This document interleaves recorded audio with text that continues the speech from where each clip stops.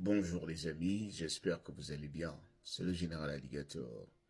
Alors les amis, aujourd'hui nous allons parler un peu de la différence entre un étranger sans papier qui épouse quelqu'un qui a la carte verte et un étranger sans papier qui épouse quelqu'un qui a la nationalité américaine. Je sais que beaucoup en inbox se sont beaucoup posé des questions de savoir, en général, quelle est ma situation. J'ai épousé quelqu'un qui a la carte verte et malheureusement, j'ai déjà brûlé une loi de mon visa, c'est-à-dire j'étais censé passer 6 mois, mais je suis déjà à mon 10e mois ici aux États-Unis. Est-ce que je peux euh, ajuster mon statut? Alors aujourd'hui, nous allons éclaircir le problème.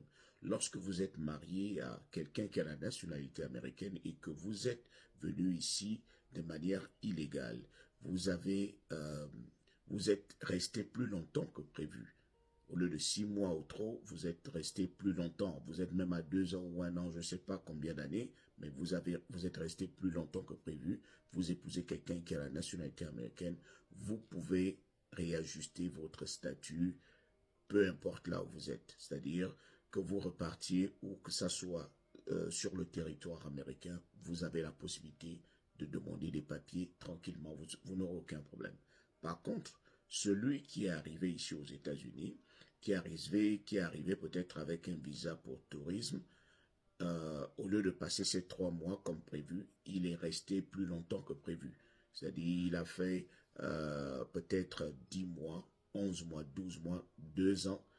Après, il a rencontré quelqu'un, mais la personne qu'il a rencontrée n'est pas un Américain déjà. Cette personne n'a que la carte verte. Alors, le problème arrive au niveau de lorsque la personne qui s'est mariée à celui qui a la carte verte, lorsque cette personne veut aller réajuster son statut. Cette personne n'aura pas cette possibilité-là parce que la personne a épousé quelqu'un qui n'a que la carte verte. Deuxièmement, la personne se retrouve dans une situation illégale, c'est-à-dire la personne est déjà restée plus longtemps que prévu. Donc, cette personne, ce qu'elle doit faire, c'est de repartir dans son pays. C'est là-bas, au consulat, qu'elle pourra avoir la possibilité de réajuster le statut pour revenir. Mais sur le territoire américain, cette personne n'aura pas cette possibilité-là. Et j'insiste là-dessus. Je parle de ceux-là, de ces étrangers qui sont restés ici. C'est-à-dire, ils sont restés plus longtemps que prévu et qui sont tombés sur leur partenaire.